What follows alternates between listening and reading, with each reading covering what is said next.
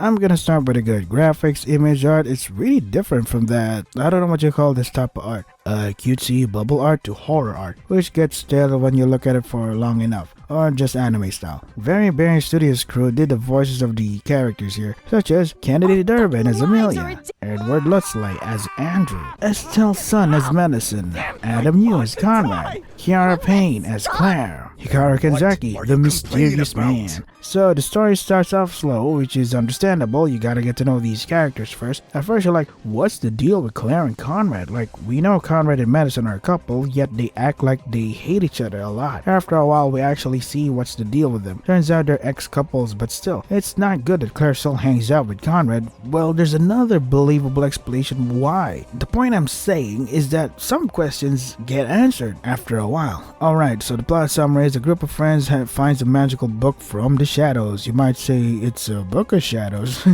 Spider reference. After they hit a guy that disappears. After that, things get weirder and weirder to everybody. Depending on your choices, either all of them live or they don't. The story feels like it's from a B movie, and that's a compliment coming from me. The silly shit they do, the premise, like, has any of you seen Tremors, Mars Attacks? Those movies are fucking hilarious and entertaining. This one isn't focused on the monsters and gore. It's more psychological and supernatural, like another B movie called In the Mouth of Madness. Like, how much weird shit is gonna happen to them before they finally snap? Well, before they give in, we got a choice to push on through or choose the worst routes possible. Next up, the audio isn't mixed properly. Music, sound effects, and voice acting can have uneven audio levels. One part will be the voice acting would be deafeningly loud, and the next, no, too soft. But hey, indie game, probably didn't have the budget for an audio engineer or something, I don't understand. One of the appeals of the visual novel is the visual part, especially when it's a messed up story. Like, if we have actual images of one of the characters being ripped apart, not showing the whole thing,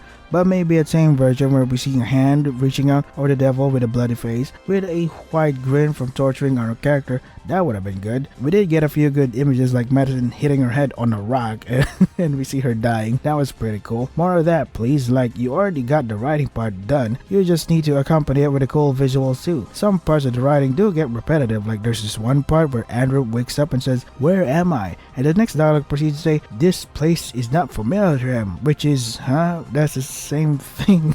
By saying "where am I," it already says a lot. Maybe the next dialogue should, I don't know, ponder about how he got there, because it literally is impossible since he was dragged away by the river. Minor things I didn't like. I always have to resize the game every time I start it. I wish there was a skip button that would skip the dialogue we've read, but stop when it's dialogue we haven't seen before, like what Renpai does. It's a great visual novel, definitely an underrated gem.